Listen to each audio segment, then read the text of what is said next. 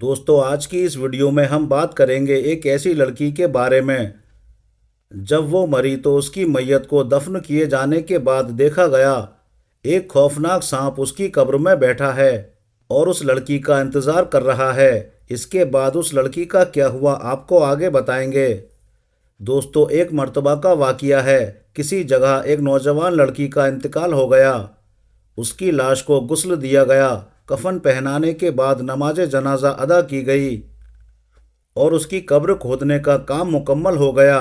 उसके बाद जब मैयत को कब्रिस्तान लाया गया, लाश को जैसे ही कब्र में रखा जाने लगा तो लोगों ने देखा कि कब्र में एक खौफनाक सांप निकल आया है। ये देखकर तो ऐसा लग रहा था जैसे वो सांप इस लाश का ही इंतज़ार कर रहा हो। ये देखकर सारे लोग डरने लगे, घबराने लगे। इसके बाद उन लोगों ने इस कब्र को बंद कर दिया और उसके बगल में एक दूसरी कब्र खोदने लगे।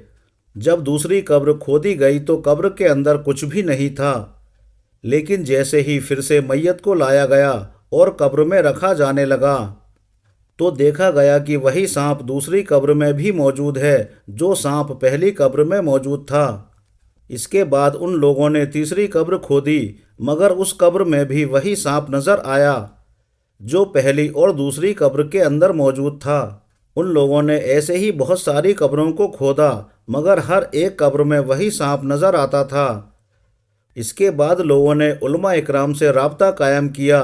उलमा इकराम ने बताया कि इस लड़की ने कोई दुनिया में बहुत बड़ा गुनाह किया है और उसे इसी गुनाह की सज़ा मिल रही है।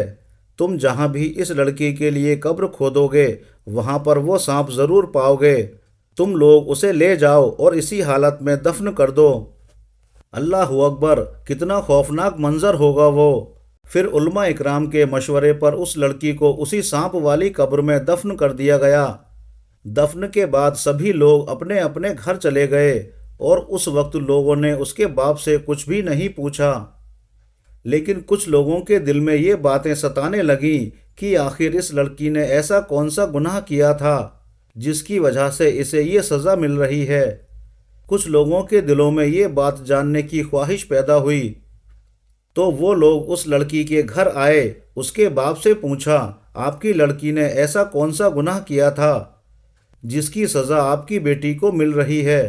ये सुनकर उस लड़की का बाप ज़ारो कतार रोने लगा और रोते रोते वो कहता है, मुझे ये बताने में शर्म आ रही है, लेकिन सुनो और अपनी बेटियों को समझाओ ताकि किसी और के ऊपर ये सज़ा मुसल्लत ना हो। मेरी बेटी इस दुनिया में बेपर्दा रहा करती थी। वो अपने चेहरे पर मेकअप लगाकर, होंठों पर लिपस्टिक लगाकर बाज़ारों में गैर मर्दों के सामने घूमा करती थी। वो लड़कों के साथ झूठी मोहब्बत किया करती थी।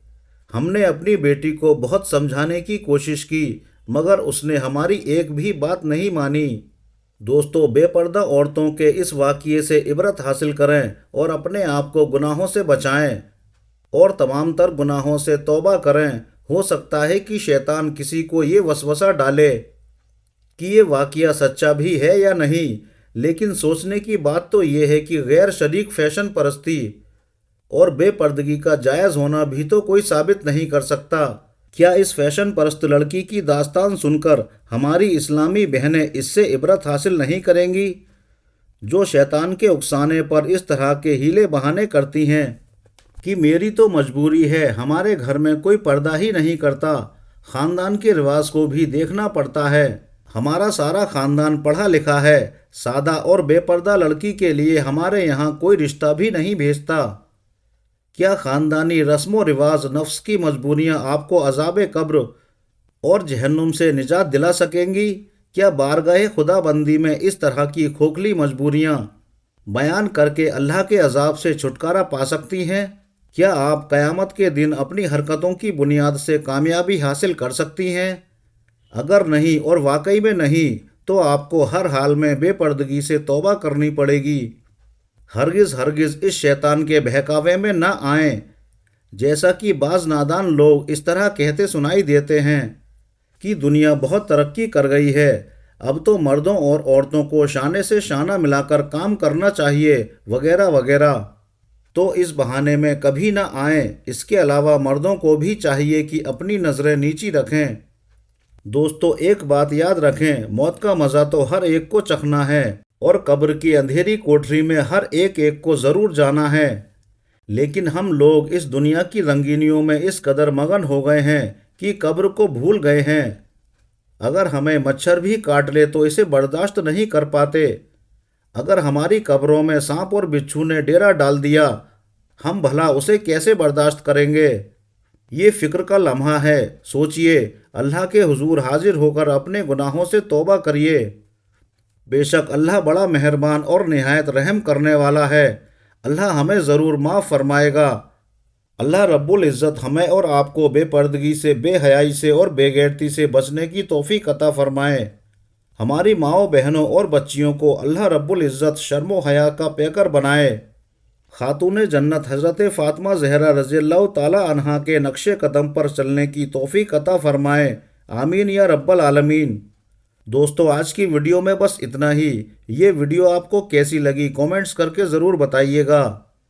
और अगर चैनल पर नए हैं तो चैनल को सब्सक्राइब भी कर लीजिए। शुक्रिया।